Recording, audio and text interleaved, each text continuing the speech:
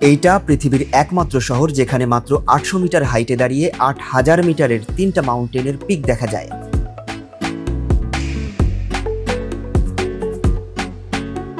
সারা পৃথিবী থেকে মানুষ এখানে আসে বানজি জাম্প আর প্যারাগ্লাইডিং এর মতো অ্যাক্টিভিটি করতে। তবে সবচেয়ে আকর্ষণীয় বিষয় হলো হিমালয় রেঞ্জে হাইকিং। গোটা পৃথিবীতে এই একটা মাত্র শহরকেই বলা হয় গেটওয়ে অফ দ্য হিমালয়াস, আর মানুষ একে ডাকে সিটি অফ অ্যাডভেঞ্চার্স। পোখারা। পোখারায় দাঁড়িয়ে আমার জীবনের দেখা যতগুলো সুন্দর সূর্যোদয়, তার মধ্যে আরও একটা দেখে নিচ্ছি আজকে। সমুদ্রে সূর্যোদয় দেখেছি, পাহাড়েও সূর্যোদয় দেখেছি, কিন্তু আজকে এজন্য এক ভিন্ন অভিজ্ঞতা। আমার পেছনে ফিশটেল আর অন্নপূর্ণা, দুইটাতেই সূর্যের যে একটা রশ্মি কিরণ পড়ছে সেটা অদ্ভুত সুন্দর। এই সৌন্দর্য উপেক্ষা করতে না পারলেও উপভোগ করাটা এতটাও সহজ ছিল না।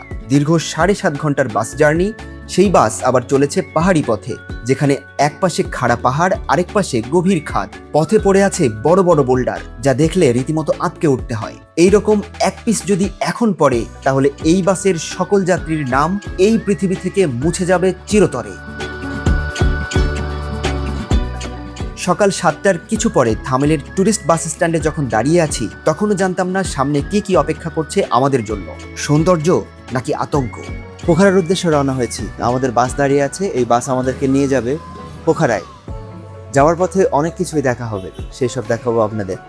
আর থামেলের এই বাস স্ট্যান্ডটা মূলত ট্যুরিস্টদের জন্য তৈরি করা হয়েছে। এখানে সকল ধরনের ট্যুরিস্ট পরিবাহী গাড়ি এখানে পাওয়া যায়।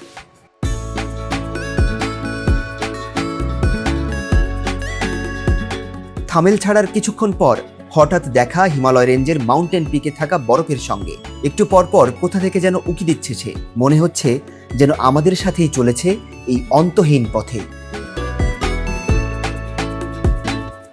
প্রথম যাত্রা বিরতিতে বাস এমন এক জায়গায় থেমেছে যেখানে দাঁড়িয়ে সরাসরি যেন সাক্ষাৎ করা যাচ্ছে ওই হিমালয়ের সাথে। বিরতিতে প্রয়োজনীয় কাজবাজ বাদ দিয়ে দাঁড়িয়ে শুধু দেখেই যাচ্ছি। আমার চোখের সামনে ওই যে হিমালয়। নেপালে মানুষ কেন যে আসে সেটা এইবার বুঝতে পারছি। এই যে সুন্দর অনুভূতি, এই যে ফিল, এটা আসলে ভাষায় প্রকাশ করার মতো না। আমার ঠিক সামনে সাদা বরফে আচ্ছাদিত পর্বতের চূড়া। আমাদের সাথে সাথে হিমালয়ের মাউন্টেন পিক যেমন এগিয়ে যাচ্ছে সঙ্গী হয়ে, তেমনি আরেকটা সঙ্গী পেয়েছি আমি এই পাহাড়ি পথে। পাহাড়ি এক নদী, যার নাম ত্রিশুলি।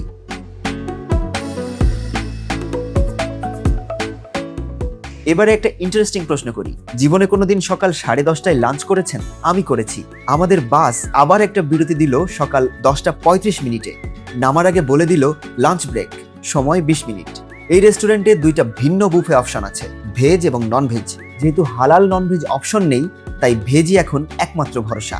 আমাদের যাত্রা বিরতি দিয়েছে এইখানে ত্রিশুলি নদীর পানি। এই যে নদীটা আমার পাশ দিয়ে বয়ে যাচ্ছে, এটা অনেকক্ষণ ধরেই আমাদেরকে সঙ্গ দিচ্ছে। এইখানে বসে আমরা খাচ্ছি ভেজ থালি, 400 টাকা জনপ্রতি।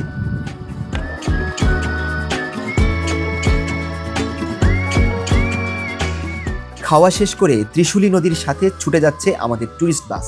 এক পাশে নদী, অন্য পাশে খাড়া পাহাড়, জায়গায় জায়গায় হয়েছে ল্যান্ডস্লাইড, বড় বড় বোল্ডার ছড়িয়ে আছে রাস্তার উপর। বাসে থাকা বিভিন্ন দেশের পর্যটক আতঙ্কে বারবার তাকাচ্ছে সেদিকেই। প্রকৃতির সামনে মানুষ যে আসলে কতটা অসহায়, এই পথ সেটাই মনে করিয়ে দিচ্ছে বারবার। আতঙ্ক গোটা বাসকে পুরোপুরি গ্রাস করে ফেলার আগেই হিমালয় জানান দিতে শুরু করেছে পোখারা আমাদের খুব কাছে, যে শহর অপেক্ষায় আছে আমার এবং এই বাসে থাকা সকল টুরিস্টের। পৌঁছে গেছি নেপালের অ্যাডভেঞ্চার ক্যাপিটাল খ্যাত পোখারায়। বাস থেকে নেমেছি, এইবারে হোটেল রুম।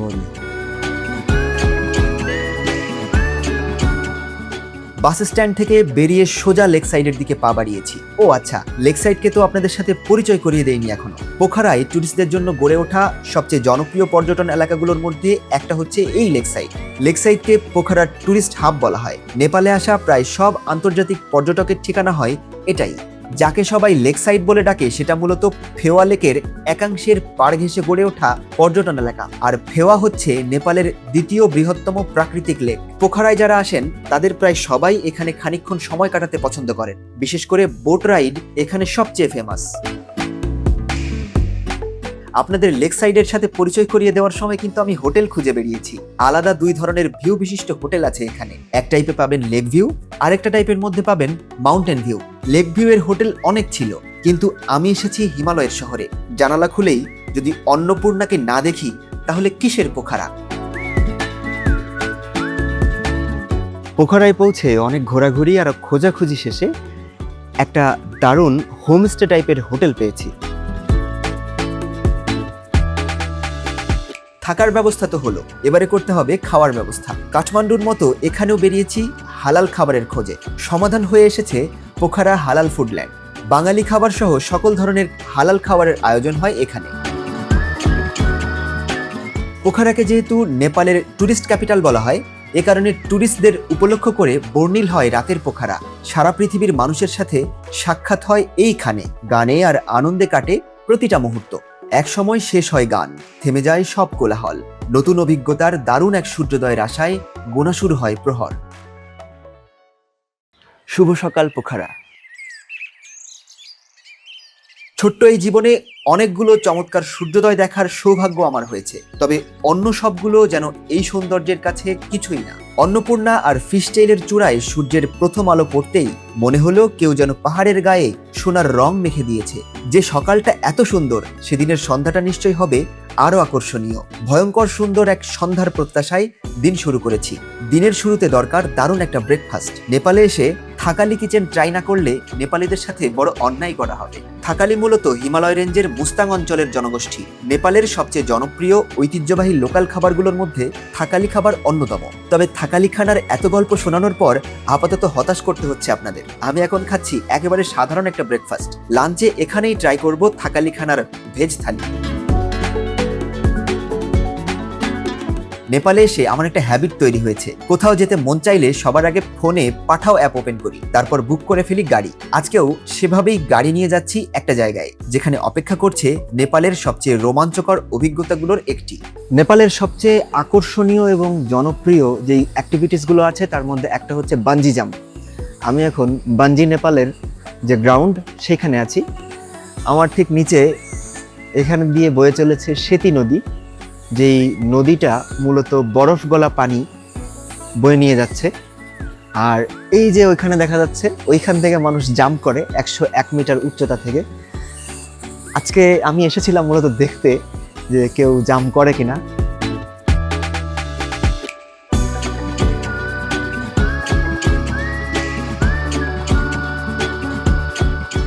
অপেক্ষা খুব বেশি করতে হয়নি, কিছুক্ষণের মধ্যেই 4 জন এসে হাজির হলো বাঞ্জি জাম্প দেওয়ার জন্য। তবে নিচের গভীরতা দেখেই একজনের সাহস উধাও, বাকি 3 জন প্রস্তুত। আর আমি আপাতত এখানে দাঁড়িয়ে দেখেই সন্তুষ্ট থাকতে হচ্ছে।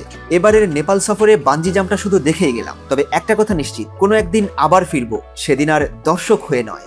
110 মিটার হাইটের বাঞ্জি জাম্প উপভোগ করে এবারে যাচ্ছি সমুদ্রপৃষ্ঠ থেকে 1500 মিটার উচ্চতায়। কিছুক্ষণ ধরে গাড়ি আমাকে নিয়ে উপরে উঠতেই আছে। পাহাড়ি আঁকাবাঁকা রাস্তায় উঠতে উঠতে একটা সময় পৌঁছে গেলাম পামদিকোট। পোখারা যে একটা পাহাড় ঘেরা শহর, সেটা এখানে আসলেই বোঝা যায়। আমি এখন আছি পামদিকোট। এটা হচ্ছে সমুদ্রপৃষ্ঠ থেকে 1500 মিটার উপরে।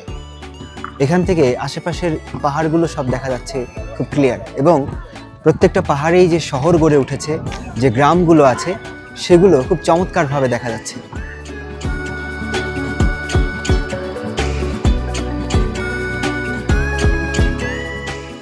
এই পামদিকোটেই আছে নেপালের দ্বিতীয় বৃহত্তম শিব মূর্তি, যেটা সনাতন ধর্মাবলম্বীদের কাছে একটা তীর্থস্থান। পামদিকোটকে বিদায় জানিয়ে এবারে নামতে হবে নিচের দিকে। এমন সময় শুরু হলো ঝুম বৃষ্টি। সম্ভবত আমার কপাল খারাপ, না হলে বৃষ্টিতে প্যারাগ্লাইডিং মিস হতো না হয়তো। কি আর করা, এই বৃষ্টিতেই ছাতা মাথায় দিয়ে এগিয়ে যাই শান্তি স্তূপার দিকে। যদিও সবাই একে পিস প্যাগোডা নামেই ডেকে থাকেন। শান্তি স্তূপার দিকে যেতে যেতে বৃষ্টিতে ভিজে যাচ্ছে সিঁড়িগুলো। প্রতিটা ধাপ পেরিয়ে যত উপরে উঠছি, ততই যেন নিচে ফেলে যাচ্ছি অনেকগুলো গল্প। বৃষ্টিকে সঙ্গী করে যখন দাঁড়ালাম শান্তি স্তূপার সামনে, কয়েক সেকেন্ডের জন্য সত্যি থেমে গেলাম আমি। মনে হচ্ছে কোনো সিনেমার দৃশ্য দেখছি না, বরং সিনেমার ভেতরেই হেঁটে চলে এসেছি আমি।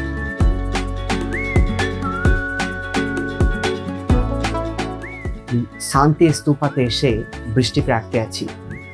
প্রচন্ড বৃষ্টি হচ্ছে। একটা ছাউনি পেয়ে সেখানে বসেছি।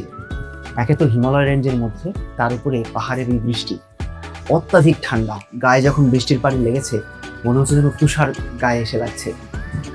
অলমোস্ট অনেকটাই ভিজে গেছি ছাতা থাকা সত্ত্বেও।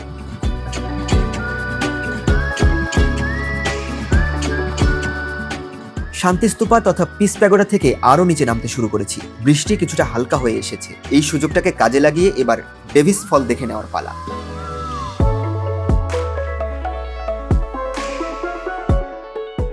আমার পেছনে ডেভিস ফল। মূলত এইটা নিয়ে একটা স্টোরি আছে।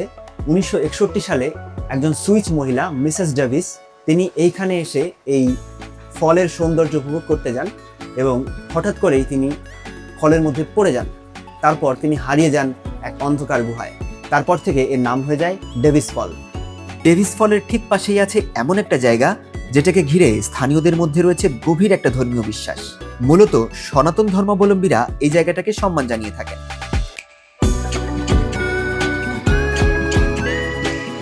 এটাকে বলা হয় উইশ পুল, মন কামনা ভগবতী। এইখানে মানুষ কয়েন ফেলেন, ফেলে নিজেদের আশা আকাঙ্ক্ষা ব্যক্ত করেন। তারা ধারণা করেন এইখানে কয়েন ফেললে তাদের মনের আশা পূর্ণ হবে। ডেভিস ফলের ঠিক অপোজিটেই আছে আরো একটা রহস্যময় জায়গা, যেটাকে গুপ্তেশ্বর কেভ নামেই ডাকা হয়। এবারে ঢুকে পড়েছি সেই গুহাটার মধ্যে। লক্ষ্য একেবারে শেষ প্রান্তে কি আছে সেটা দেখা। ঘুরানো পেঁচানো অনেকগুলো সিঁড়ি পেরিয়ে পৌঁছেছি কেভটার প্রবেশ মুখে। ভেতরে ঘুটঘুটে অন্ধকার, সেই সাথে কেভের দেয়াল থেকে টুপটুপ করে পড়ছে পানি, নিচেও জমে আছে পানি। অনেকখানি হাঁটার পর পৌঁছেছি একেবারে শেষ প্রান্তে।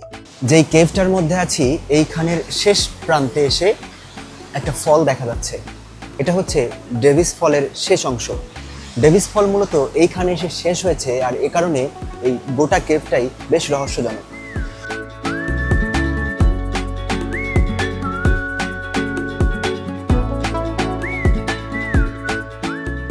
বৃষ্টিতে অনেকখানি দেরি হয়ে গেছে। সকালে কথা দিয়েছিলাম সেই থাকালি কিচেনে লাঞ্চ করব, তাই সেখানেই চলে এসেছি ঝিরিঝিরি বৃষ্টির মধ্যে।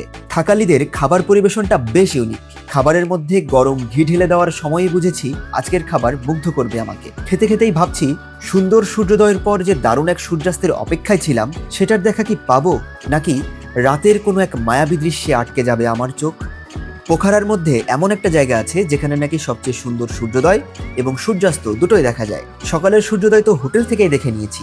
সূর্যাস্ত দেখার জন্য এবারে যাচ্ছি সারাংকোট। যদিও মেঘ আর বৃষ্টি, সেই সাথে সময়ের সাথে পাল্লা দিয়ে সূর্যাস্তটা দেখা হবে কিনা সেটা নিয়ে যথেষ্ট সংশয় রয়েছে।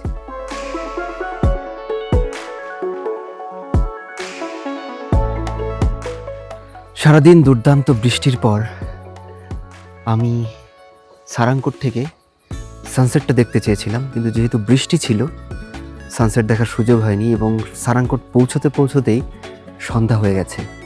এখানে দাঁড়িয়ে পোখারা শহরটাকে দিনের বেলা উপভোগ করতে চেয়েছিলাম, সেটাও সম্ভব হয়নি। এখন সন্ধ্যায় পোখারার প্রত্যেকটা ঘরে, প্রত্যেকটা বিল্ডিংয়ে যে লাইট জ্বলছে, এখান থেকে ছোট্ট ছোট্ট জোনাকি পোকার মতো দেখা যাচ্ছে। মনে হচ্ছে আমি গ্যালাক্সির কোনো একটা জায়গায় দাঁড়িয়ে আছি, আর গ্যালাক্সির যেসব এলিমেন্টগুলো আছে সেইগুলো আমার সামনে। সারাংকোটেই আমার পরিচয় হলো এক নেপালি নারীর সাথে, যিনি নিজের পরিচয় দিলেন মাউন্টেন ওম্যান হিসেবে। জীবনে 2 বার বাংলাদেশেও এসেছেন তিনি। I like Bangla people very much. You know, I've been also 2 times Bangladesh. Mountain woman, you know, mountain near the I living also mountain. Look here near the here mountain. Oh. And then nickname also mountain woman. Yeah, I like. Original name Susila. Yeah. এই mountain ওম্যানের মুখে বাংলাদেশের মাছ আর জামদানির প্রশংসা শুনে আমি রীতিমতো পুলকিত। সত্যি নিজের দেশের প্রশংসা অন্য কোনো দেশের মানুষের মুখে শুনতে যে এত ভালো লাগে, আজকের আগে কোনোদিন জানতাম না আমি। In Nepal, Bangla relation very close, very nice. Jamdani, very good. We have Jamdani sari. Sometime I am going a party available. There is also a huge, very nice. Before about 12 years before, I buy 35,000. No artificial, only original hand work. Bangladesh, very very nice. Education very good. Yeah, Nepali people also going very student. Yeah, हम बहुत खुश है. Bangla people very nice. গ্যালাক্সির মতো রাতের এক মায়াবী দৃশ্যের মধ্যে দিয়ে আজকের দিনটা শেষ হয়ে গেলেও পোখারা সফর কিন্তু সবে শুরু। আগামী কয়েকদিনে যেতে হবে হিমালয়ের খুব কাছাকাছি, করতে হবে ট্রেকিং, পাড়ি দিতে হবে দুর্গম এক পথ। নেপালে এইবারের ভ্রমণের প্রতিটা মুহূর্তকে উপভোগ করতে হবে নিজের মতো করে, যেন পরে আর কোনো আফসোস না থাকে। তবে কি নেপালের এই দিনগুলোই আমার এখন পর্যন্ত জীবনের শ্রেষ্ঠ দিন হবে?